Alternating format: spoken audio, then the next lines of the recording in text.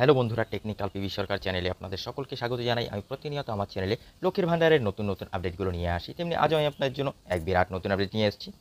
এই মাত্র প্রকাশিত হলো লক্ষ্মীর ভান্ডারের টাকা দেওয়ার তারিখ। লক্ষ্মীর ভান্ডার প্রকল্পের টাকা ব্যাংক অ্যাকাউন্টে কবে ঢুকবে, মা বোনেরা এক ক্লিকে জেনে নিন। বিস্তারিত জানতে পুরো ভিডিও দেখবেন। পুরো ভিডিও না দেখলে কিছু বুঝতে পারো না, তাই পুরো ভিডিও দেখার অনুরোধ রইল আপনাদের সকলের কাছে। তাই দেরি না করে ভিডিওটিকে শুরু করছি। ভিডিওটি ভালো লাগলে লাইক করবেন, কমেন্ট করবেন, বন্ধুদের সঙ্গে শেয়ার করবেন। ধন্যবাদ, পাশে থাকবেন।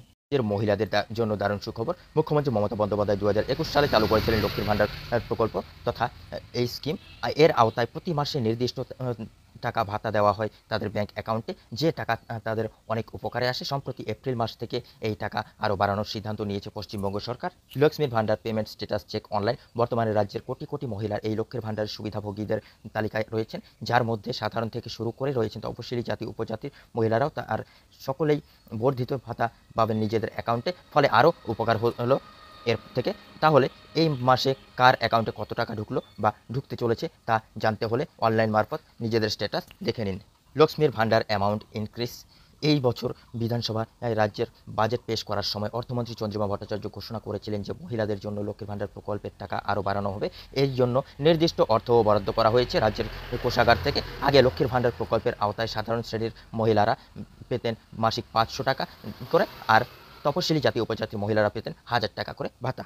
সেই টাকা বাড়িয়ে যথাক্রমে 1000 টাকা এবং 1200 টাকা করার সিদ্ধান্ত নেয় রাজ্য সরকার। ইতিমধ্যে লক্ষ্মীর ভান্ডারের সুবিধায় থাকা সকল লোক মা বোনেরা এপ্রিল মাস থেকে সেই বর্ধিত ভাতা লাভ করতে শুরু করেছেন তাদের ব্যাংক অ্যাকাউন্টে। মে মাসের সাধারণ মহিলারা 1000 টাকা এবং তপশিলি জাতির মহিলারা 1200 টাকা পাবেন লক্ষ্মীর ভান্ডার প্রকল্পে।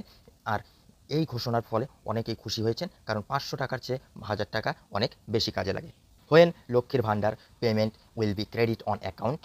সাধারণত প্রতি মাসে 1 থেকে 15 তারিখের মধ্যেই মহিলাদের অ্যাকাউন্টে লক্ষ্মীর ভান্ডারের টাকা দেয় সরকার। গত মাসেও টাকা বাড়ানোর পর এই তারিখের মধ্যেই মহিলারা টাকা পেয়ে গিয়েছেন। তবে মে মাসে চলছে লোকসভা ভোট পর্ব, এই কারণে অনেকেই চিন্তায় রয়েছেন হয়তো টাকা ঢুকতে দেরি হতে পারে।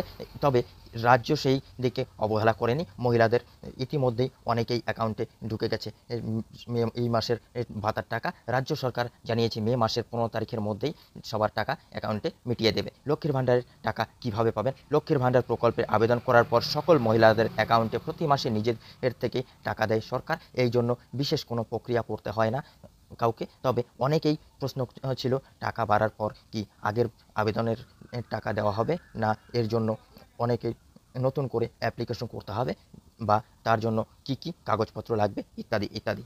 তবে জেনে রাখা ভালো, প্রতি মাসে লক্ষ্মীর ভান্ডার প্রকল্পের নির্দিষ্ট বর্ধিত ভাতা পাওয়ার জন্য কোনো নতুন অ্যাপ্লিকেশন করতে হবে না। যাদের একবার অ্যাকাউন্টে টাকা ঢুকেছে তাদের মাসে মাসেই একই অ্যাকাউন্টে টাকা ঢুকবে। আগের আবেদন মাফিকই স্বয়ংক্রিয়ভাবে বা সরাসরি টাকা ঢুকে যাবে প্রত্যেক মহিলার ব্যাংক অ্যাকাউন্টে। এপ্রিল মাসের টাকা বাড়ানোর পর সকলেই এইভাবে টাকা পেয়েছেন, আর মে মাসেও এর জন্য কোনো নতুন প্রক্রিয়া করতে হবে না। আর এই শুনে খুবই খুশি হয়েছেন রাজ্যের সকল মহিলারা। বন্ধুরা, এই ছিল আজকের আপডেট। ভিডিও ভালো লাগলে লাইক করবেন, কমেন্ট করবেন, বন্ধুদের সঙ্গে শেয়ার করবেন। ধন্যবাদ, পাশে থাকবেন।